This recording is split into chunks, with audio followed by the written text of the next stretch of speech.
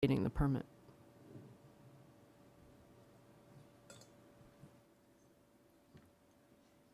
And we're fortunate that today, because of the next item, we have regional board staff, EOs and AEOs in the audience. And so you've heard this discussion, and this is going to have, while it's a general permit from the state, it clearly you're in the loop. And so your experience with this permit will be helpful as well. And so I'm actually, it was serendipitous that you're here and are hearing this. And so your comments will be appreciated.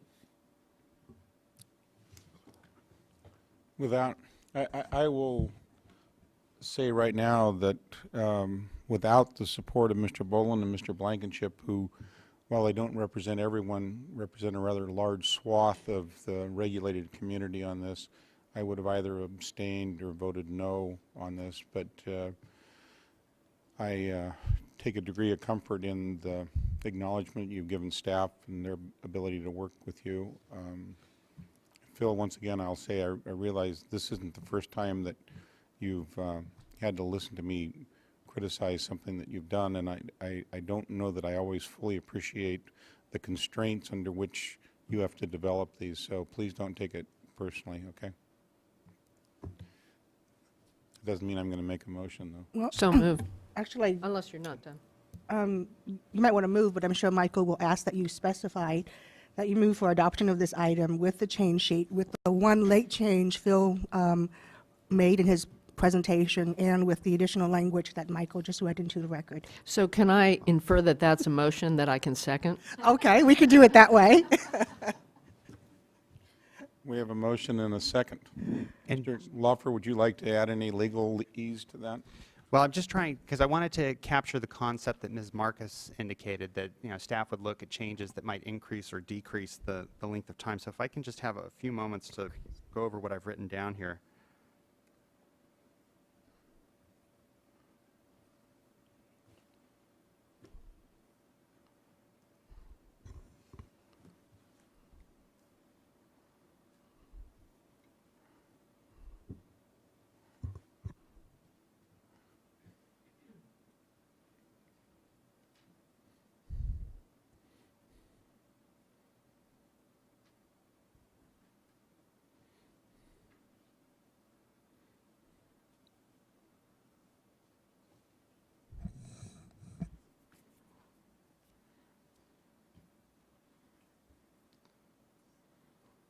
Because I do assume that all the board members are comfortable with the idea that the language should be neutral enough such that it would allow staff to look at the data from the life of this permit to figure out whether it needed to be, the public comment on the APAPs either needed to be, if legally appropriate, eliminated, reduced, or even extended.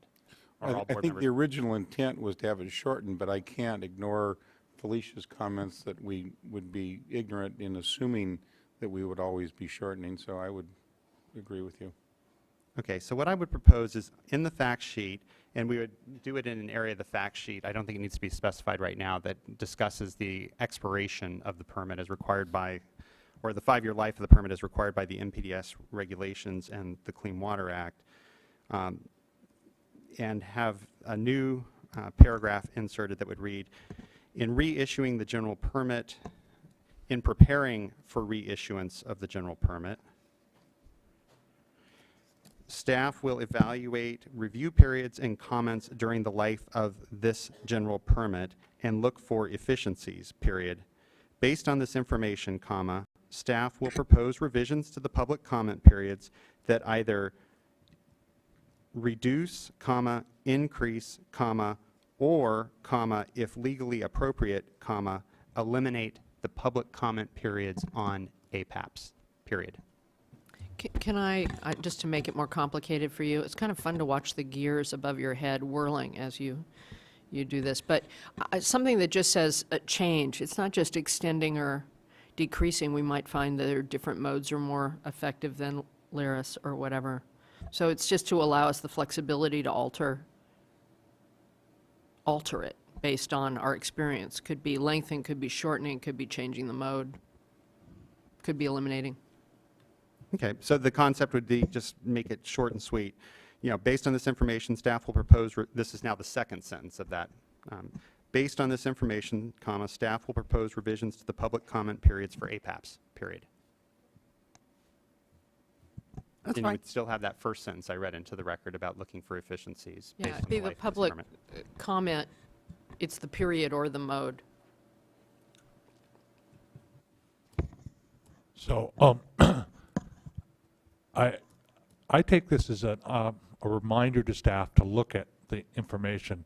We always have the opportunity to make any changes we want when we propose a new permit. And so I'm not concerned that the language has to be perfect on what that is, as so much as a reminder to staff that when we come back and reissue this permit, that we are looking at the public information that we receive, the public notices, and how that worked. Okay, so where we're left on that second sentence, that's going to be added to the fact sheet is, this is my third go. Based on this information, comma, staff will propose revisions to the public comment process for APAPs, period. So moved. Second. We have a motion and a second. Those in favor? Aye. Aye. Aye. Any opposed? Thank you. Thank you, staff. Yep, as Jonathan said, we calibrate for each discharge situation or each regulatory program, calibrate our public process, based on what we've learned in the last cycle. And, I think that's very wise. Do any of you have any need to take a break before we get into our 85 line informational item? Mr. Howard, item number 4, please. Item number 4 is an information item, update on development of salt and nutrient management plans. And we have Diana Barclay will be introducing the regional boards coming to discuss their programs. It's interesting to morning. me that this picture is on the edge of a salt plain at the lower end of the Salinas Valley in an artichoke field, in an area of saltwater intrusion. I'm sure it was a coincidence, huh?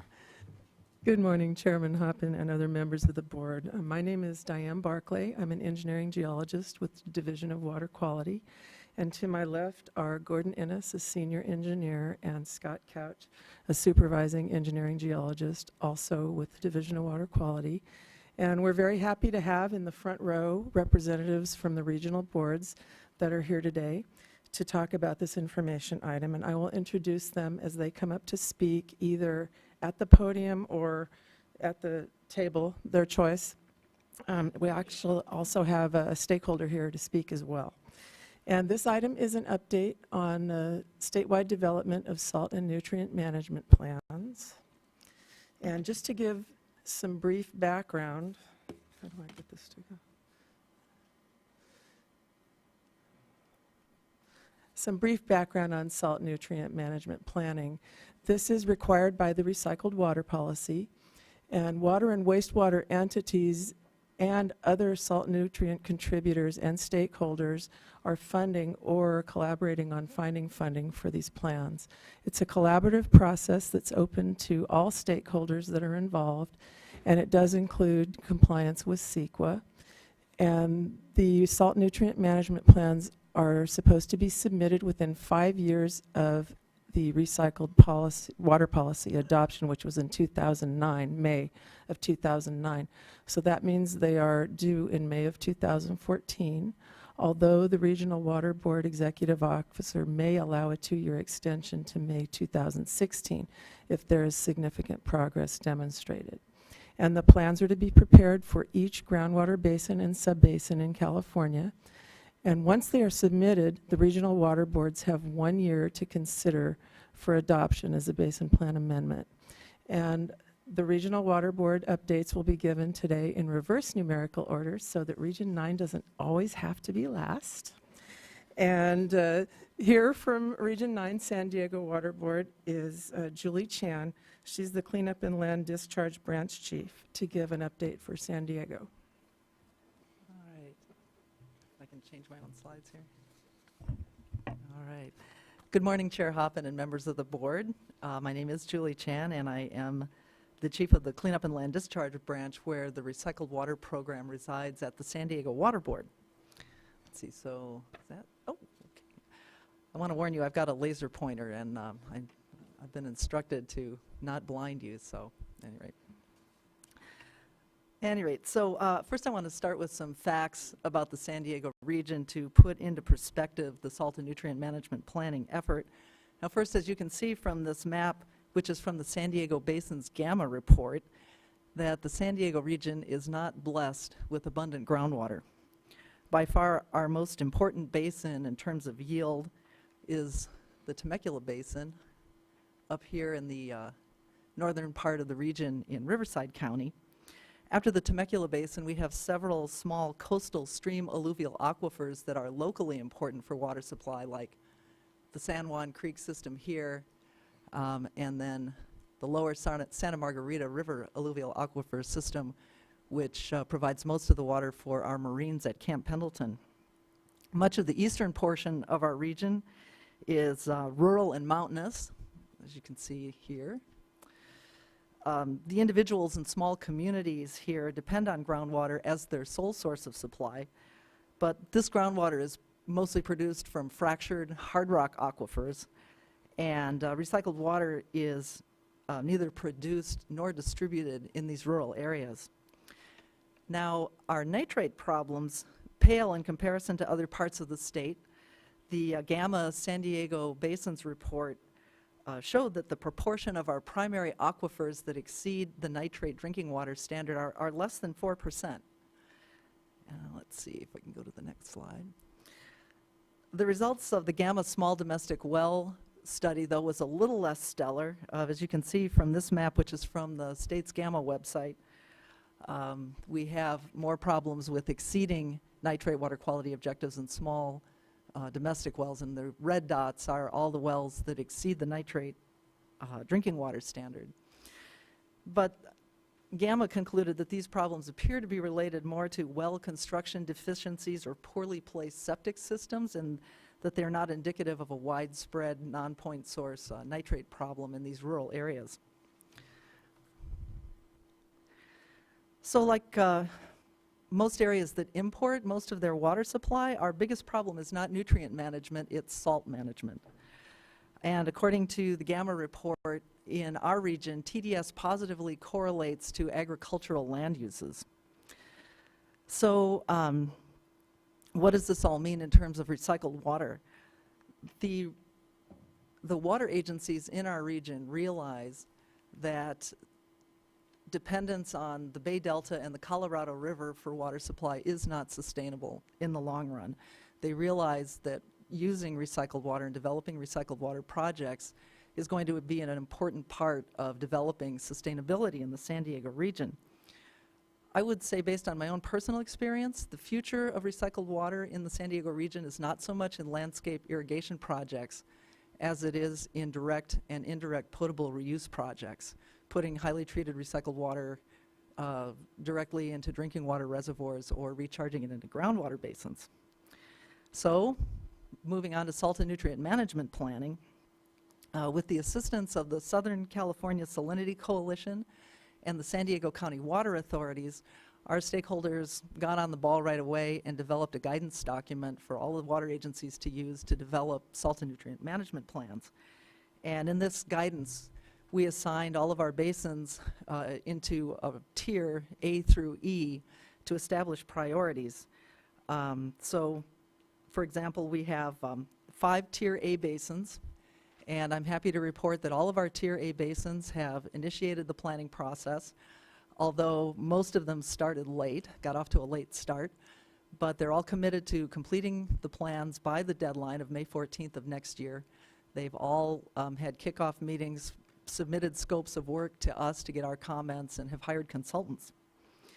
We have 9 tier B basins in the San Diego region, and stakeholders in 4 of those basins have undertaken salt and nutrient management plans. Nothing's going on in the other 5 despite our repeated pleas and phone calls, and I'll say a little bit more about this in the discussion on impediments. let's see, the relatively unimportant tier C through E basins, we hope to cover in the next iteration of the IRWM plan for our region. By and large, the C and D basins are small in volume, small in yield, and there are no water agencies producing public water supply from these basins, and they tend to be small basins along the coast in the urbanized areas of San Diego, of the San Diego region. There is opportunity, however, for expanded recycled water use in these basins, so recycled water use is important. The Tier E basins are all in the mountainous eastern part of the region where salt and nutrient loads mostly come from natural sources, from septic tanks, or from agricultural use. But again, if there's any recycled water use at all in these areas, it's very limited. There's some recycled water use on tribal lands, and there are some privately operated facilities and campgrounds, for example. My staff is committed to working with the San Diego County Water Authority to develop salt and nutrient management planning elements for these lower tiered basins to include in the next version of the IRWM plan, and that's how we intend to address these smaller basins. So on to impediments. I would have to say from the start, funding was probably the biggest impediment. The San Diego County Water Authority did apply for an IRWM planning grant. They received a $200,000 grant, and they passed that through to 5 member agencies who applied and promised to match. Other agencies who had to fund internally were mostly motivated because they had a landscape irrigation project or some recycled water project that they wanted to get done, and they knew that salt and nutrient management planning was part of the deal, so they did it. I think the next big impediment in our region is what I would call cost versus benefit of planning. I would have to say that the incentives in the recycled water policy have not been particularly compelling in Region 9. Without a ready source of new funding, the only agencies that got on the ball and did it were ones that had projects in the works.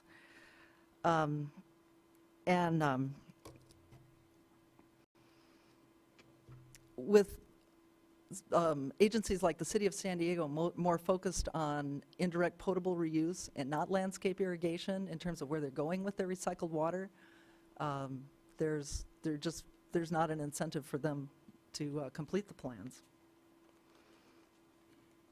Let's see. So that concludes my remarks, and I would be happy to take any questions you have at this time. Not a question, but just a comment that your excellent presentation raises. I think it's going to be very important, particularly as staff communicate with regions as well as with stakeholders. The recycled water policy in the whereases at the outset identified not just recycled water as a factor in planning for salt nutrient planning for the region, but identified conservation, also identified stormwater capture, and the idea for this salt nutrient plan came really from Region 8, which was sort of pushed in this direction because of imported high salt content, imported water going into high salt content basins. And if there's one complaint that I have heard from many water agencies, it's that our basin plans aren't accurate, don't reflect reality, are too strict in some areas and not strict enough in other areas.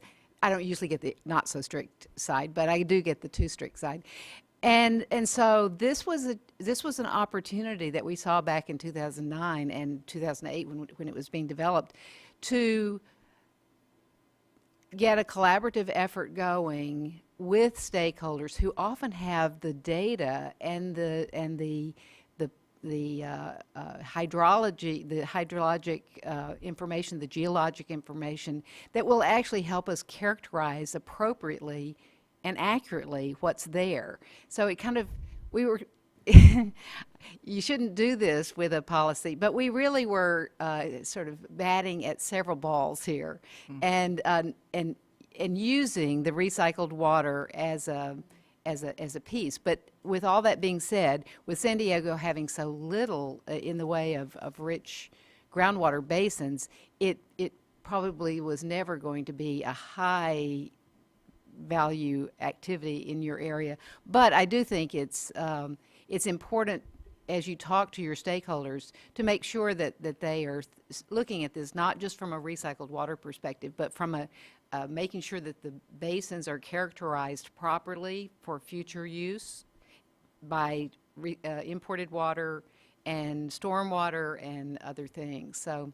Yeah, in fact, we have done that, and we've really stressed that to the Marines at Camp Pendleton, where the entire basin, not just the alluvial aquifer, has the same beneficial uses, the same water quality objectives, where they are doing a lot of landscape irrigation, and said you can, use this as an opportunity to give us the technical foundation to make the changes to the basin plan that you need, to facilitate your recycled water use. Yes, absolutely.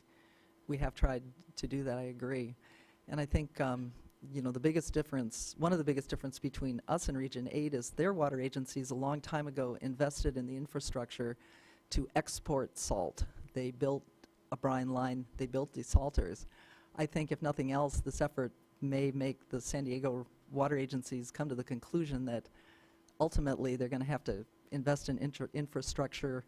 Our former executive officer, John Robertus, envisioned a brine line going down Interstate 15. And so, hopefully someday it will be a reality. Yeah, well, that's good. Thank you, Fran, for that framing of the issue. Is excellent because it is larger than recycled water. I think everybody here in the regional boards gets that too. It was an excellent presentation. I would just also acknowledge that within your presentation, you quickly went to working with the Central Valley Salinity Coalition, who are batting at all the balls, in terms of all the ways salt and nutrients can accumulate, or providing some important foundational work for the state. So that speaks, to I think how carefully you're approaching it. So thank you. Okay, because Region 8 is completed, we're going to move to Region 7, Colorado River Basin, and here for them is Abdi Haile. He's a supervising engineering geologist.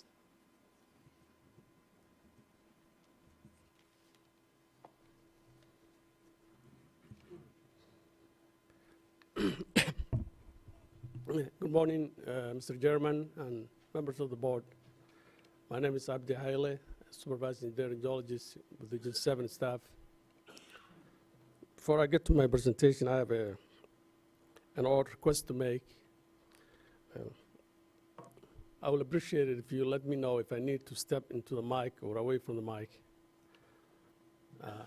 I don't want bad acoustics to make my accent worse than it already is.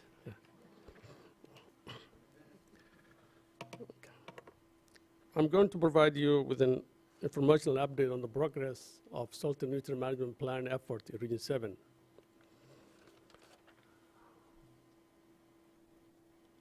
Oh, okay. Wait, how do I go back, Diane, on this one? If I, gee, sorry about that, okay.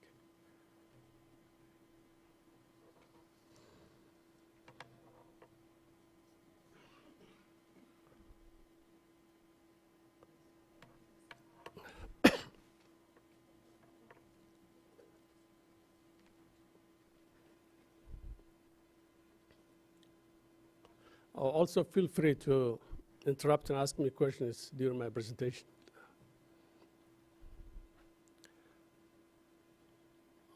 Okay, good.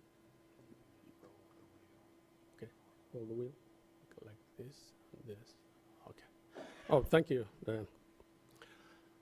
I'm going to provide you a brief update on the progress report for salt and nutrient management plan in our region.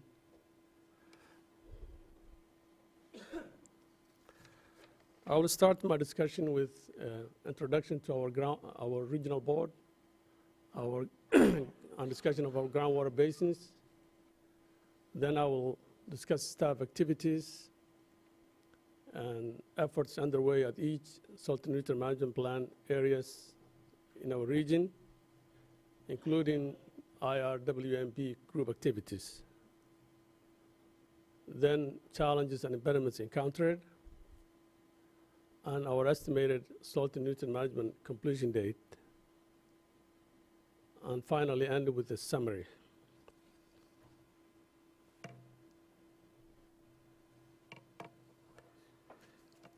The Colorado region basin covers approximately 20,000 square miles in the southeastern portion of the state.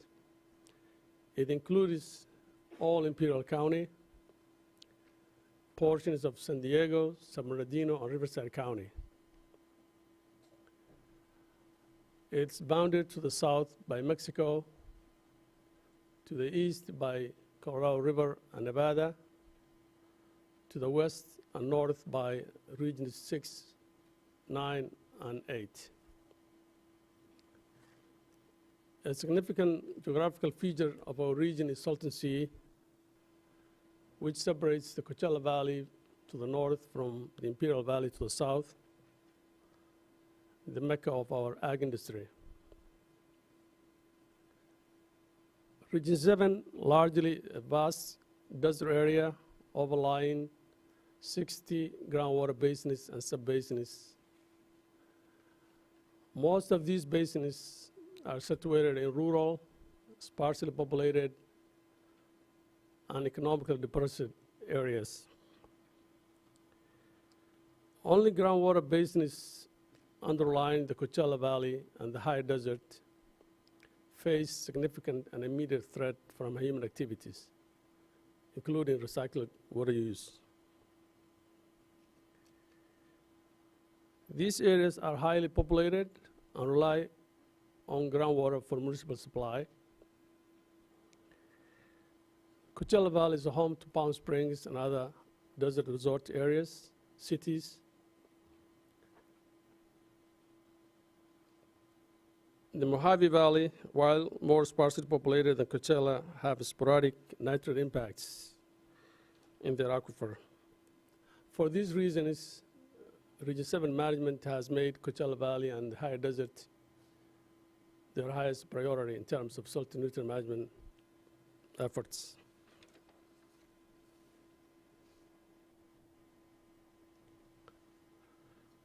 Regional board staff has engaged in various salt and nutrient management activities since assigned this project in late 2010.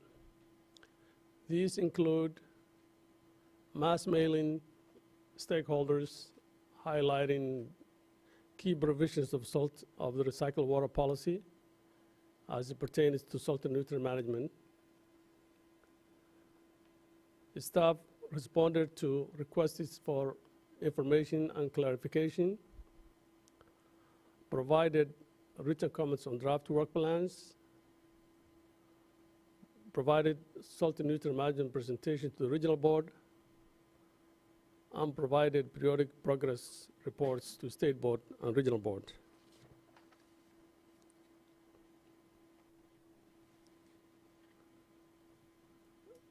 This slide illustrates the areas of our region covered by an IRWMP group, which stands for Integrated Regional Water Management Plan.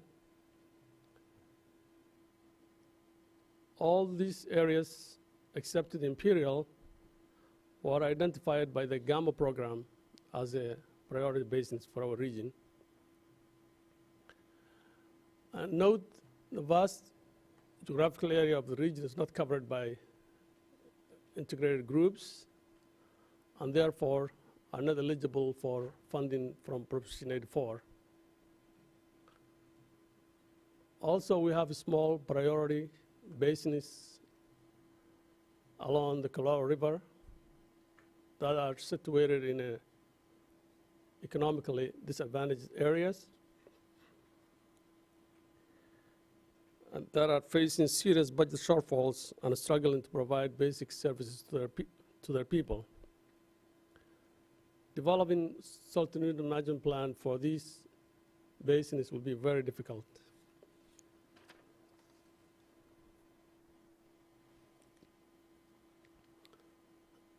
Coachella Valley is the most densely populated area in our region.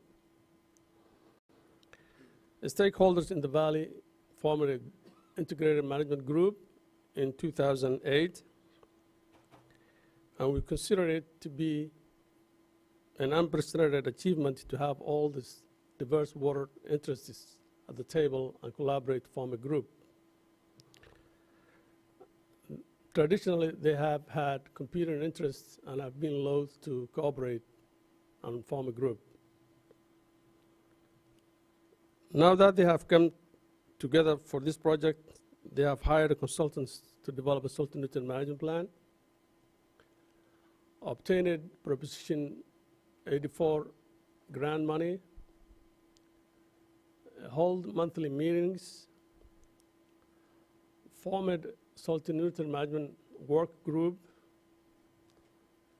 drafted work plan for a salt and nutrient management plan,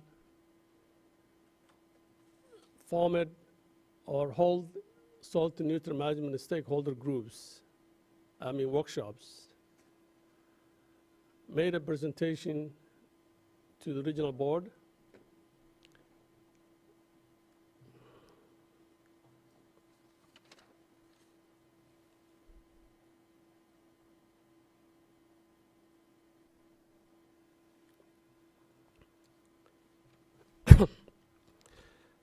The Mojave Water Agency has been proactively developing a comprehensive water resource plan since 1994.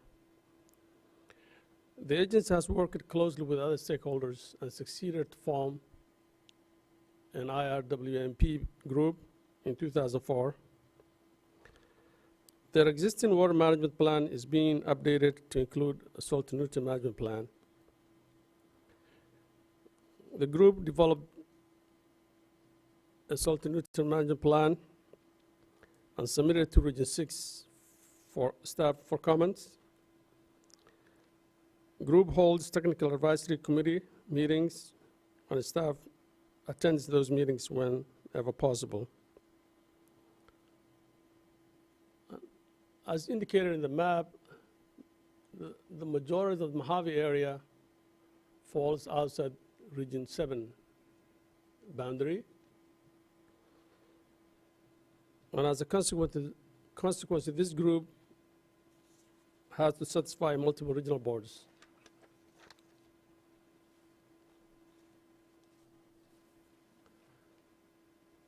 Palms is not part of integrated management group efforts. However, the city and the local water district recognize the importance of having their own salt and nutrient management plan. The city and the water district collaborated and hired a consultant to develop the plan. They have currently a draft plan and anticipate submitting the final plan to Region 7 by December 2013.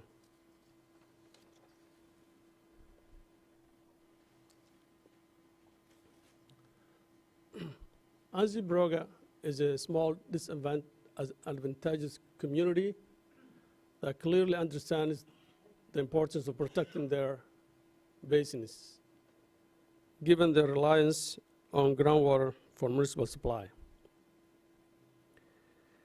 Groundwater pumping in Anza exceeds the nodular recharge by about 4 times, causing significant groundwater level declines and concerns water quality may deteriorate. So the stakeholders in Brega formed an RIWMP group in 2009. They meet monthly. The group also applied for Proposition 84 money twice and being denied both times, even though What was the reason for their denial? basically the stringent requirements and they haven't met all the requirements, and I can't point to any particular one now, but they definitely needed to meet all the little conditions associated with the plan. This has happened in other rural, Exactly. underdeveloped areas where people are trying to put these together without, sophisticated consultants who do this for a living, and they have been denied. And it's an interesting challenge. And if there is another bond, and we really should work with DWR to think that through, because it has a disproportionate impact on the rural, small communities. Okay, the group is currently working or continues to search for grant money and has coordinated with several state and federal agencies to raise the funds needed for their project. The USGS is currently completing a comprehensive groundwater investigation of the basins that will provide the basic information needed to develop the plan. They anticipate completing their plan by the May 2014 deadline. At least they hope. What is the STAG grant, and is there anything we can do to assist them in applying for that? STAG grant is a grant that's offered to non-federal government entities to monitor and enforce environmental laws. I guess there's an additional source if basically states propositions don't have enough money to support certain community, or the communities don't qualify for that kind of a grant. But it's a federal, it's not a whole lot of money, I guess, but it will help. Yeah.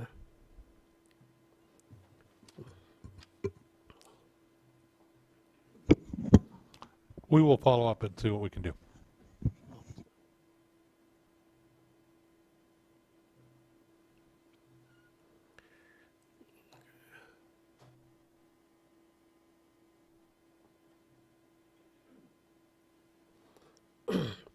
As I mentioned earlier, the groundwater basins shown on the map are situated in disadvantaged communities along the Colorado River.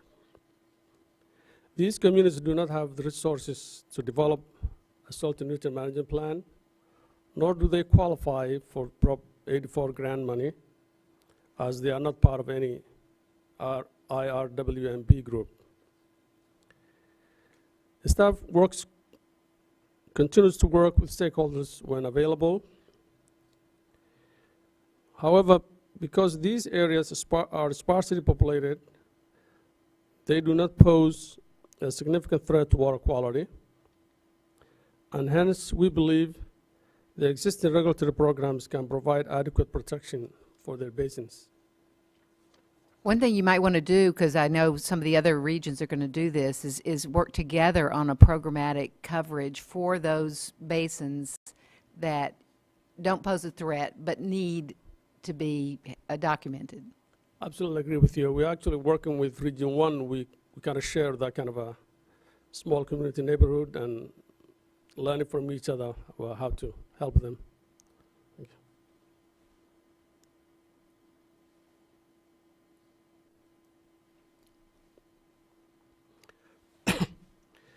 Stakeholders in the Imperial Valley formed IRWMP group in 2009.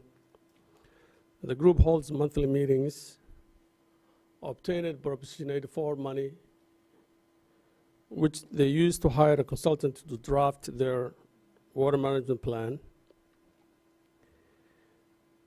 Imperial relies upon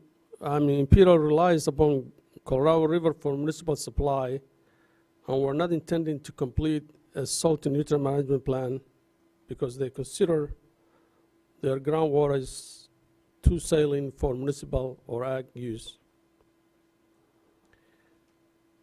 However, their water management plan, which was completed in 2012, revealed a potential widespread aquifer at 300 to 1,500 feet below ground surface.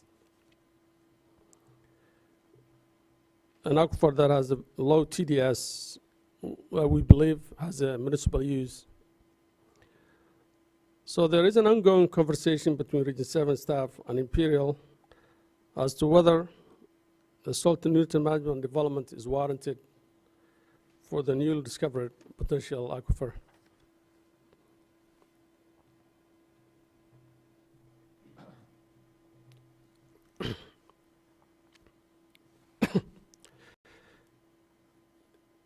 Staff has observed several challenges in the development of salt and nutrient management plans, mainly regarding money and time.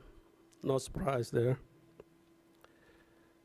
Most stakeholders don't have money in their budget dedicated to develop a salt and nutrient management plans.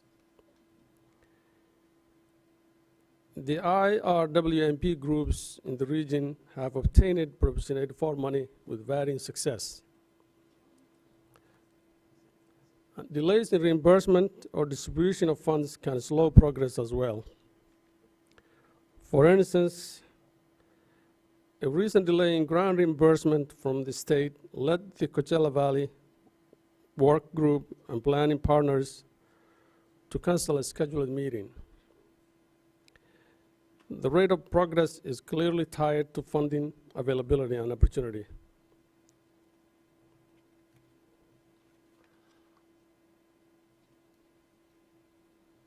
Clarity of requirements is another challenge frequently encountered. Stakeholders have different So, excuse me, can we wrap it up? We're supposed to do 5 minutes apiece. Oh, all right, so sorry about that, okay. I'm almost done.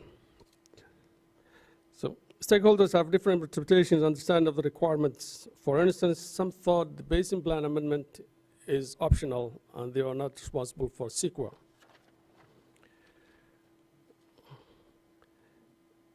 Another challenge is difficult identifying stakeholders or forming IRWMP groups in small, sparsely areas, rural regions in our region, such as along the Colorado River.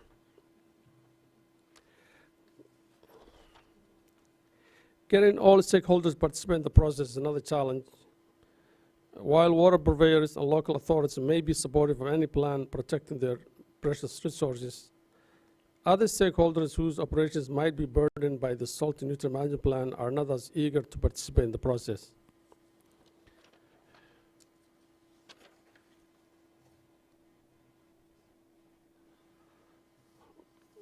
Overall, we feel good about where we are in terms of meeting the policy deadline to develop a salt and nutrient management plan and its stakeholders' efforts toward the goal. Region 7 has 4 major IRWMP group currently working on salt and nutrient management plan. 3 of those will complete their plan by deadline. Others may require a good progress extension. Communities along the Colorado River is going to be handled programmatically. And that ends my talk. Any questions? Thank you very much. Thank you. Next, from the Lahontan, Region 6, we have the Executive Officer, Patty SWRCB.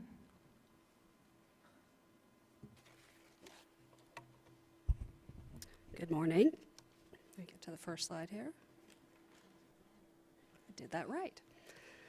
Good morning, Chairman Hoppen and board members. Patty Kuyumjan from Region 6. One more time. Want to hear that one Go more time? slow. Kuyumjin, like the drink. So now Okay, you won't Patty. forget it. My thanks to staff who were able to pronounce it. I wanted to start a little bit with some sad news I needed to share with the board. Jack Clark, our beloved and well-respected board member, who's been on the board since 1996, has sadly passed away this past Friday from a long battle with illness. So we're very deeply saddened by that, and I just wanted to share that with the board, so that you knew. Also, I want to introduce Cindy Wise, who came down the mountain with me to here, who is our technical expert, and I won't kid you, she's the one that's doing all the heavy lifting on this work. So I'm hoping to cover today a little bit about our region. Where are our problems? What are we doing about it? And what are some challenges that we want to share with the state board? So let's start about our region. As you can tell, we're long and skinny. We're about 600 miles long with many different ecosystems and climates to tackle with. We are, as you can see, about 24% of the landmass in California, less than 2% of the population, though, and most of our water flows to Nevada. We have 345 basins and subbasins. That's quite a pile. The next slide tells you a little bit about where our problems are. The good news and the takeaway from this is, as you hope you'll see, there's a lot more blue dots, which are good, than red dots that are bad. The map on the left shows total dissolved solids or salts, and the map on the right is our nitrates. So we're in relatively good shape in our region in terms of problems. Our strategy, given that we have such a large number of basins, we have prioritized them. We're working with, as you can see, our integrated regional water management groups, which I will call our local groups because that's a mouthful, and then we're going to focus on some of the other basins. So who are we working on? Who are our priorities? There are 12 of the basins. In the northern part of our region, we have 5, as you can see. The Tahoe, broken in north, south, and west, Martis Creek and Truckee, and Honey Lake. In the south, we have more. Owens, Indian Wells, Tehachapi, Antelope, and Mojave, which you heard from the previous presentation. We're working with Region 7 because it spans our regions. Where are these? The red circles in our northern part sort of indicate where these basins are. And just to give you some orientation, a little crook in the plan on the Nevada side is roughly where Lake Tahoe lands, right there in the middle of those red circles, to give you sort of orientation. How about the south? Where are they? There. As you can tell, they're near the bottom part of our region in the desert areas where there is generally more population basis also. And how are we getting this done? Well, we're working with the regional groups to do this. That is, of course, the best way to do that. And so as you can see, each of those groups, there's 6, are helping us with various groups of them. To note, the little question mark to the right on Tehachapi, I will explain in my next slide and what that means by that little question mark. Where's the status of those? We're actually in good shape. I will have to say that 10 of the 12 basins are well on their way of getting their plans done or have methods to do that. We're working with 2, I think, that need a little bit of work. But as you can see, Honey Lake, we've got a DDR grant, which we appreciate. Same for Tahoe. The Inyo Manos is more of a newer group, and so we're working with them, particularly on Owens Valley. Also new is the Fremont Valley group that we're working with them in terms of trying to get them to help us with the Tehachapi. The latter 2, Antelope Valley and Mojave, I think are well on their way and are bigger ones and our big priorities. As you heard, Mojave is a big area. You also heard the other speakers talk about financial issues. As you can see, a lot of our funding has come from the benevolence of DWR, which we greatly appreciate. But for Mojave, they did not receive a Prop 84 grant, but we were lucky to have an enforcement action going through at the same time, and we're able to use our SEP monies to help them with theirs. So I see that as good news.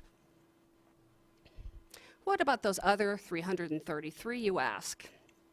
Well, we're going to have to address those in groups. We can't, as you can tell, do all of them at once, so we're going to have to prioritize which ones are area where there's people. We do have some bases that are very remote. There's no population spaces near them. Which ones, of course, are problems. Which ones have municipal definitions in the basin plans. And where can we, I guess the better word is buddy them up with an existing local group, to help with these things. So these are some of the things we're working on.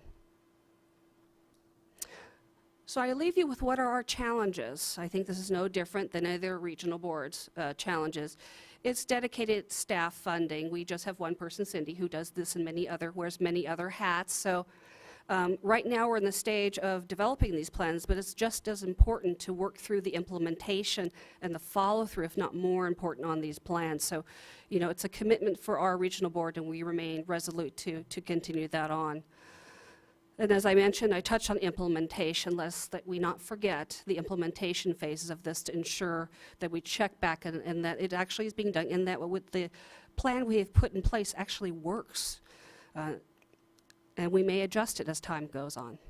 The next one is for future funding, which I feel very confident given the board's nitrate report, as well as the discussions going forward on the bonds. Because this is such an important priority for the state of California, I remain hopeful that funding will be set aside to help all these local governments be successful going forward through development and implementation. And of course, one of our other challenges is the 333 other basins that we're going to have to triage and work through. And one that's not on there, but I will mention, is disadvantaged communities. You know, to go forward and have some funding set aside, which I know is on the table for discussions, is important to factor in. We have a lot of rural, smaller communities, and they're going to need help. So that's my presentation, and I don't know if you have any questions for me. All right. Well, thank you all. Thank you. Region 5, Central Valley gave you a fairly detailed report in December, so they're not going to present again. And next we have Ganachi Ama from Los Angeles Regional Water Board, and she's brought a stakeholder with her, Ms. Fong Lai.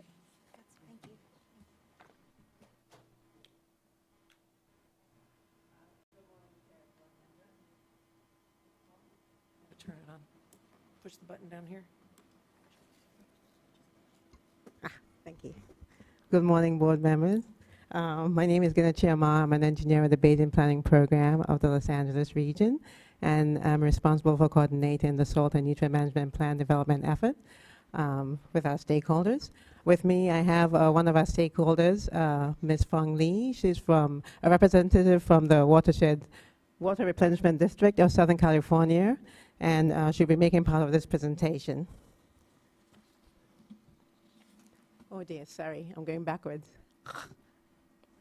Oh, okay. This is a map of our groundwater basins in the Los Angeles region. We have about 11 priority basins. Basically, all our major basins are considered to be priority basins, and they're indicated by the stars. To date, we have 6 stakeholder groups which have been formed to develop salt and nutrient management plans for 8 of the priority basins, which are indicated by the red stars. And these include the Upper and Lower Santa Clara River Valley basins, the Las Posas and Pleasant Valley basins, the Raymond and San Gabriel Valley basins, the San Fernando Basin, and the Central and West Coast basins. The orange stars indicate the 3 priority basins for which the planning process has not yet been initiated, and those are the Hollywood, Santa Monica, and Ojai Valley basins.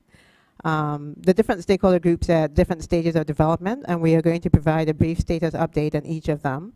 I'm trying to talk as